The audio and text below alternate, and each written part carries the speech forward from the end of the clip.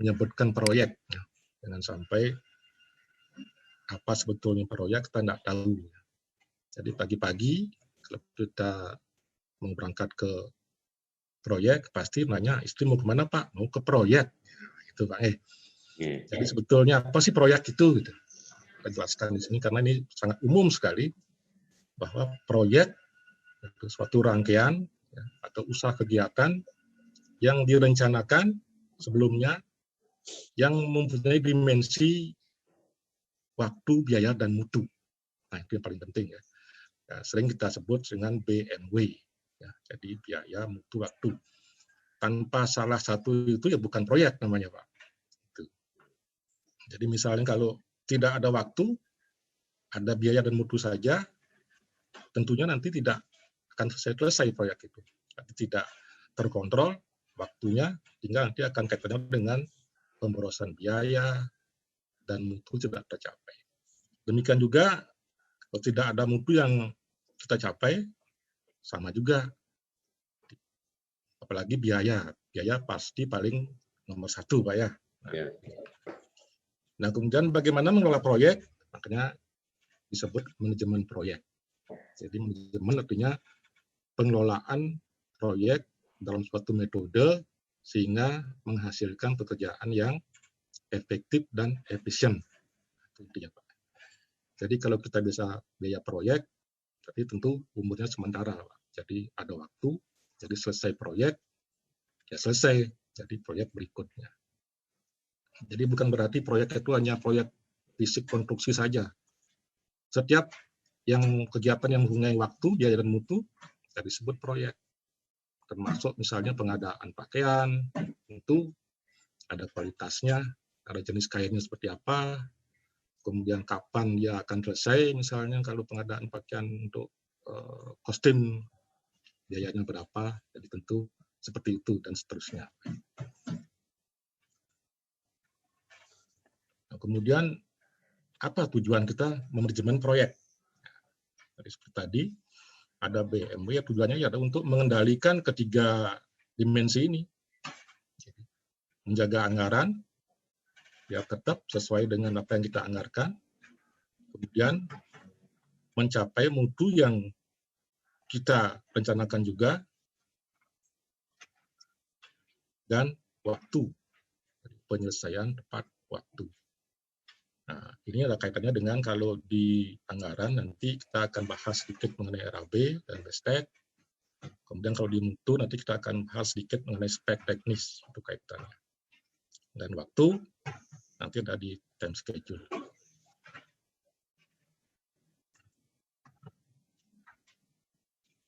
Nah, ini sedikit Pak, tadi kita ringkas saja. Jadi mutu, biaya, dan waktu ini semua tergantung terkait mengait semua. Jadi ada biaya, ada mutu ya. Jadi ada biaya, ada kualitas orang bilang demikian. Jadi ada mutu juga ada waktu. Jadi mutu mempengaruhi waktu. Jadi kita tidak mungkin membuat suatu mutu yang tinggi tapi dengan waktu yang singkat. Atau sebaliknya. Demikian juga waktu dan biaya. Kalau waktunya tepat, pasti biayanya akan sesuai. Kalau waktunya molor, ini biasanya akan apa yang mau kita kerjakan. Atau kalau proyek ya rencanaan lah dulu. Kemudian setelah direncanakan berapa biayanya, berapa waktunya, dan seterusnya, ini ada di perencanaan. Kemudian dilaksanakan ya, di plan, do, pelaksanaan. Pelaksanaan harus mengikuti perencanaan. Dari hasil perencanaan kemudian kita cek, ya, kita cek dan dicek sesuai enggak apa yang direncanakan dengan pelaksanaan. Kalau sesuai ya bagus, berarti perencanaan kita sesuai. Kalau tidak, nah, kita adakan suatu penilaian, ya, atau action di sini, action. Ya. Jadi kalau tidak sesuai, apanya yang tidak sesuai, nah, itu kembali lagi ke perencanaan. Jadi apa yang kita sudah lakukan ternyata tidak ada penyesuaian atau kurang maksimal barangkali, ya, kita kembali ke plan. Seterusnya seperti itu. Jadi namanya siklus. Jadi untuk mencapai action ini ya perlu suatu leadership, suatu pengalaman. pengalaman menangani proyek, bahwa proyek A dulunya seperti ini, penanganannya seperti ini, tapi pelaksanaannya misalnya berjalan sedikit lah gitu. Jadi ini perlu leadership. Ya. Nah, kemudian ada unsur manajemen. Nah, di sini ada 5M ya, kita silakan 5M itu merupakan unsur manajemen. Apa saja sih isi daripada manajemen itu? Apa-apa saja ya. Sering kita sebut dengan 5M. Yaitu, pertama, manusia. Ya. Karena ini campur aduk nih bahasa manusia, men ya. Men. Kemudian ada mesin, ya, ada alat yang harus kita gunakan. Kemudian ada material, ada money, ya, biaya, dan tentunya metode. Nah, jadi ini unsur kelima ini saling berkaitan. Ya. Salah satunya tidak ada, ya susah juga mengerjakan proyek. Ya. Seperti mesin, tanpa ada manusia yang menggerakkan juga tidak bisa. Ya. Tanpa ada material juga tidak bisa melaksanakan proyek. Juga mengenai biaya. Dan yang paling penting, semuanya ini harus ada metode untuk menyelesaikan suatu proyek. Dan tadi kelima ini yang paling susah kita kendalikan adalah manusianya. Ya, kalau material mungkin kita bisa beli, kita bisa bond di toko, mesin juga. Ya. Manusia yang paling susah kita atur-atur gitulah, karena masing-masing individu punya suatu keahlian masing-masing, punya suatu tanggung jawab masing-masing. Jadi ini secara singkat-singkat saja Pak ini, biar tidak terlalu lama, umum-umum saja. Nah, kemudian tadi saya sampaikan juga bahwa kita coba membahas mengenai biaya atau RAB ya, yang ada kaitannya dengan anak-anak kita di SMK, barangkali sudah diajar barangkali ya tentang RAB. Jadi kita sudah sering juga mengadakan uji di sana, jadi anak-anak juga sudah tahu ya, tentang RAB itu seperti apa. Tapi mohon juga untuk RAB anak-anak di sekolah kadang-kadang masih belum bisa menentukan, kadang menghitung volume masih bingung Pak. Nah ini volume suatu pekerjaan ada kaitannya erat dengan RAB, yaitu tentang masalah pembacaan gambar, ya, yang mana namanya slope, yang mana namanya ini, itu mohon juga diperhatikan nanti. Ya. Jadi kalau secara singkat saja Pak, jadi RAB, yaitu rencana anggaran biaya, didefinisikan adalah suatu perhitungan atas banyaknya biaya yang diperlukan untuk bahan, alat, upah, dan biaya-biaya lain untuk pelaksanaan suatu pekerjaan. Ya. Rencana anggaran biaya ini bukan rencana aktual ya, jadi kita merencanakan agar kita mengetahui harga bagian dari item-item pekerjaan. Kemudian juga nanti akan menghasilkan pelaksanaan yang efektif dan efisien. Jadi fungsi yang hampir mirip ini sebagai pedoman pelaksanaan pekerjaan dan sebagai alat pengontrol pelaksanaan pekerjaan. Jadi sejauh mana fisik pekerjaan sudah selesai, terus anggarannya seperti apa? Cocok nggak antara fisik dan anggaran proyek?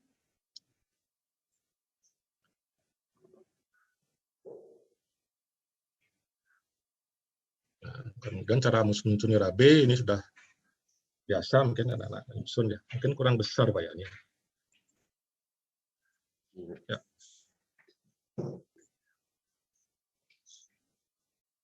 Itu Pak ya. Oke. Sudah Pak. Nah, jadi secara umum ya, perhitungan biaya dapat dibagi dua, yaitu ya ada biaya taksir dan kasar ya, dan biaya yang dihitung secara teliti. Jadi taksir dan kasar misalnya untuk kita menghitung bangunan persegi biasanya, ya bangunan persegi harganya sekian sesuai dengan umum. Biasanya dengan taksir yang pertama ini kita terjemahkan ke dalam RAB yang lebih teliti. Jadi biasanya nge-map. Jadi antara persegi setelah kita hitung per item, biasanya mau tidak terlalu jauh. Jadi dasar perhitungan biaya adalah harga satuan pekerjaan. Di sini harga satuan pekerjaan kita ambil dari BOW ya, BOW ini lama, ini peninggalan Belanda. Jadi kepanjangannya ini adalah ini, saya nyebutnya susah juga nih Pak, bahasa Belanda ini. Dan ada juga yang sering kita pakai sekarang ini adalah analisa SNI. Jadi tetap SNI juga berpatokan pada BMW. Jadi BMW mungkin dulu waktu pengerjaannya, waktu pembuatannya sudah lama ya, sehingga kita banyak yang item-item pekerjaan yang belum masuk. Seperti kita tahu sekarang bahwa seperti alat, kita banyak menggunakan alat-alat baru yang canggih-canggih gitu, yang dulu mungkin konvensional. Sehingga nanti kalau kita bandingkan penyusunan RAB dengan BOW sama SNI itu beda. Jadi kita lanjut ke tahap RAB ya. Jadi pertama biasalah survei ya, pengumpulan harga barang, kemudian upah tenaga setempat, ya, kemudian alat dan lain sebagainya, itu biasa. Kemudian juga kita menyusun RAB berdasarkan suatu peraturan yang telah ditetapkan kalau kita proyek Pak. Ini ada RKS-nya, ada gambar rencana ya, gambar bestek, jadi dasar kita untuk menghitung volume. Kemudian ada juga risalah-risalah yang sebelum kita membuat suatu RAB ada masukan-masukan dari pemilik pekerjaan, apa yang tanggapan terhadap gambar ya, apa yang perlu dihilangkan, apa yang perlu ditambahkan. Kemudian tadi buku analisa ya, SNI atau BNW, data analisa upah dan bahan, dan aturan lain yang ditetapkan sebelumnya. Nah, ini sedikit kami beri contoh gambaran ya tentang metode analisa BMW dan SNI. Contoh, perhitungan 1 meter kubik beton ya, dengan BMW itu ini coefficient ya, coefficient, kemudian dihitung bahannya, kemudian upahnya, ya, ini sudah merupakan coefficient yang ada di BMW, kok di BMW, di BOW, ya. Ingat BOW terus nih, BOW, ya. Jadi ada coefficient sudah ditetapkan seperti ini.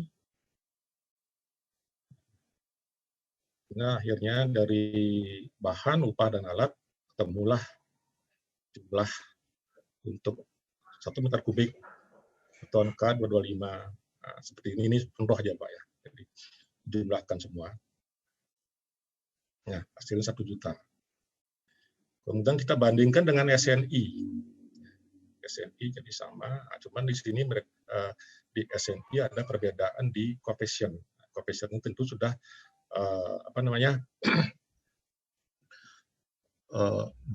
sudah ada pengkajian dari Permen PU ya, bahwa disempurnakan lagi coefficient bahan, coefficient upah, sehingga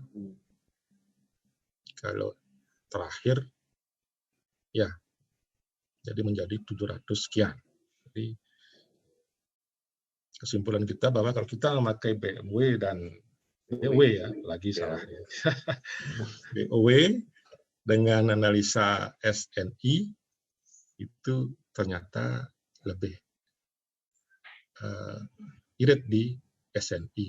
Jadi BOW terlalu boros. Ya. Tapi tergantung nanti di lapangan yang mana yang mau dipakai.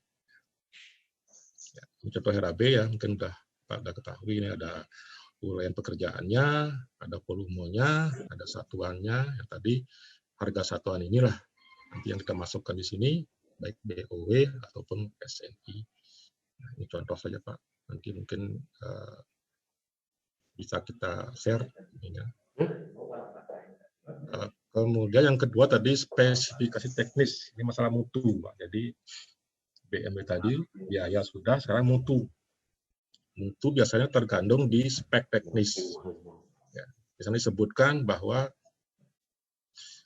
uraian pekerjaan yang tertulis, yang rinci, apakah barangnya, kemudian alat yang digunakan, kemudian misalnya beton, mutunya seperti apa yang direncanakan, jadi tertuang dalam spek.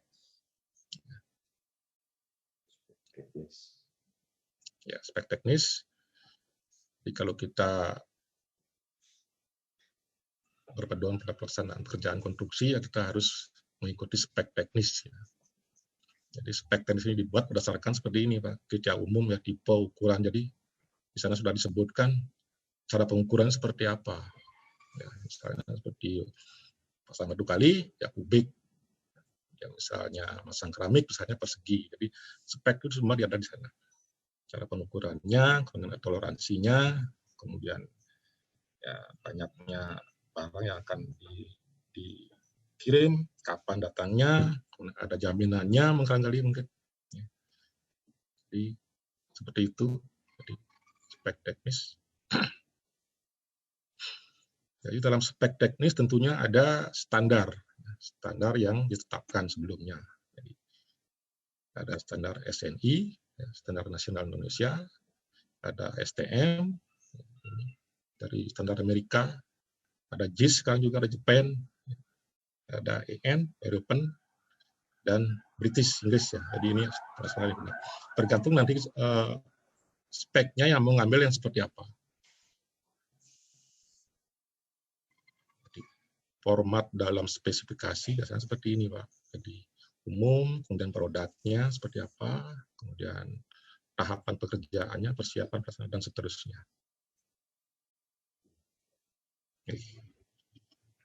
Nah, kemudian kita singgung sedikit di sini ada kadang-kadang ada perbedaan, Pak, antara gambar dan spek teknis. Ini sering muncul di lapangan ini.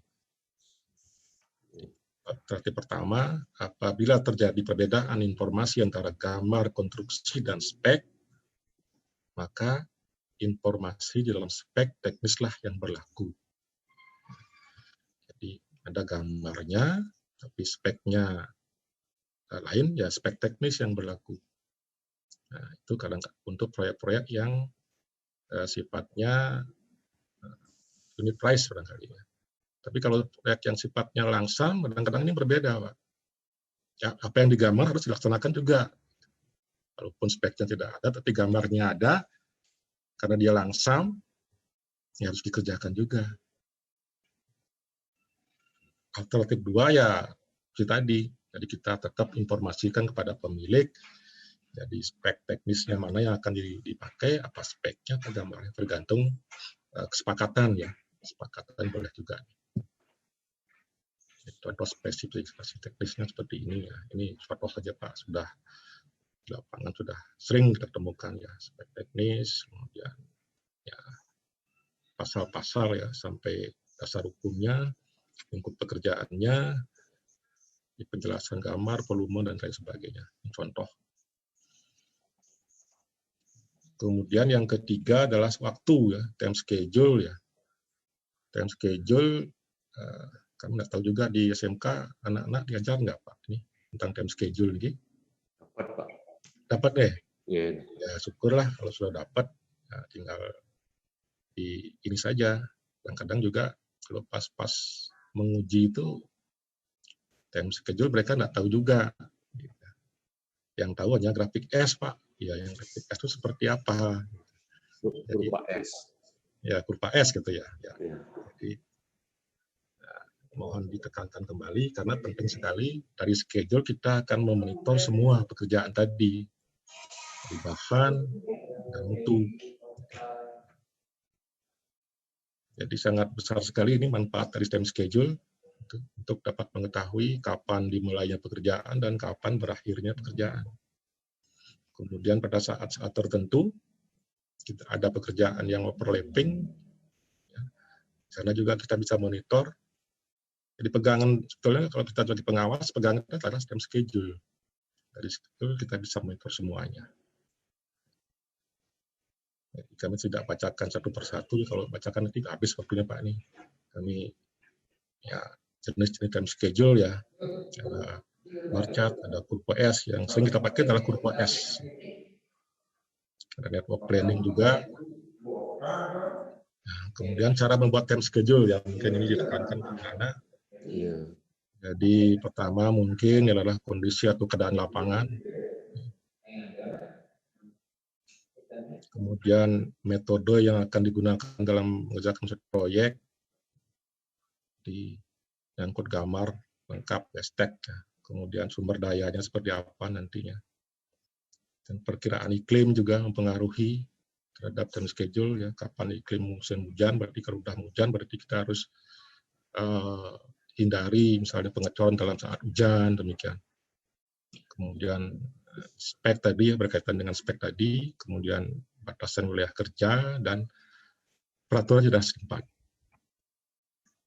Yang contoh saja Pak, anak sudah bisa. Jadi di dalam time schedule ini kita bisa memantau berapa waktu yang diperlukan sampai terakhir, kemudian fisik. Ini misalnya ya, ini mingguan ya, minggu pertama yang target kita adalah seperti ini. Kemudian nanti ada realisasi, mestinya ada realisasi Pak di sini. Ya, ada maju, apa mundur, tergantung kelihatan di grafik-grafik ini. Di atas dia berarti maju, kemudian di bawah dia berarti mundur. Yang penting terakhir jangan sampai lewat waktu. Saya persingkat saja, gambar bestek, itu biasa ya. Yang anak-anak sudah bisa menggambar, barangkali sekarang mungkin sudah ada AutoCAD, jadi anak-anak dapat AutoCAD sekarang. Ya.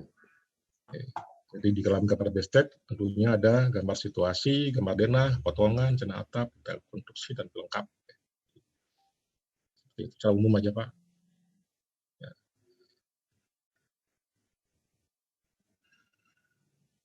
Ya, di sini juga ada gambar pelengkap. Nah, jadi itu tadi ya BMW sudah kita bahas mengenai biaya, mutu, dan waktu. Sekarang kita coba juga